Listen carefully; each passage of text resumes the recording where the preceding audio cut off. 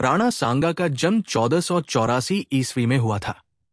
वे मेवाड़ की सिसोदिया वंशावली के वीर राजा थे।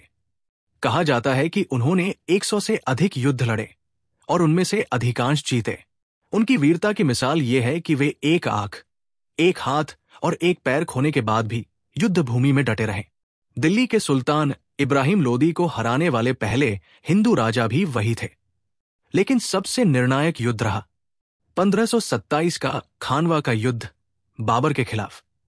खानवा का युद्ध राणा सांगा और बाबर के बीच लड़ा गया। राणा के पास 80,000 से अधिक योद्धाओं की सेना थी, जिसमें राजपूतों के अलावा अफगान सेनाएं भी शामिल थी। बाबर ने अपनी तोपखाना शक्ति और तुर्की चालों से युद्ध का रुख मोड़ दिया। राणा सांगा को बुरी तरह घायल किया गया, लेकिन वे युद्ध भूमि से जीवित लौटे। यही से शुरू होती है एक साजिश की भूमिका। खानवा की हार के बाद राणा सांगा ने प्रतिज्ञा ली कि जब तक बाबर को भारत से बाहर नहीं निकाल देते, तब तक अन्न और जल ग्रहण नहीं करेंगे। लेकिन इस प्रतिज्ञा ने कुछ दरबारियों को असहज कर दिया। मेवाड़ की रियासतें पहले से ही थकी हुई थी। कई सरदार और सामंत अब नहीं चाहते थे कि फिर से बाबर से युद्ध हो। ऐसे में कुछ इतिहासकारों का मानना है कि राणा सांगा को उनके ही दरबारियों ने जहर दे दिया।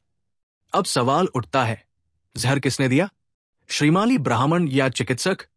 कुछ विद्वानों के अनुसार राणा सांगा के निजी चिकित्सक को दरबारियों ने मिला लिया था।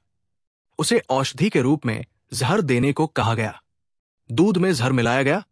एक लोक कथा कहती है कि राणा को दूध में जहर देकर मार डाला गया। प्रधानमंत्री या कोई सामंत? कुछ दस्तावेजों के अनुसार उनके प्रधान दरबारी, जो राणा की युद्ध नीति से असहमत थे, वही इस साजिश के सूत्रधार थे। इतिहासकारों की राय, रणछोड़ भट्ट, फिरोज शाह और जदुनाथ सरकार जैसे इतिहासकार भी मानते हैं कि राणा की मृत्यु प्राकृतिक नहीं थी। हालांकि उनके पास इस बात के पुख्ता प्रमाण नहीं है कि जहर किसने दिया। इतिहासकारों के बीच ये रहस्य आज भी गूंजता है। क्या राणा सांगा की मृत्यु एक आत्मघाती संकल्प का परिणाम थी या सियासी हत्या? क्या राणा का आदर्शवाद उस युग की व्यावहारिक राजनीति से टकरा गया?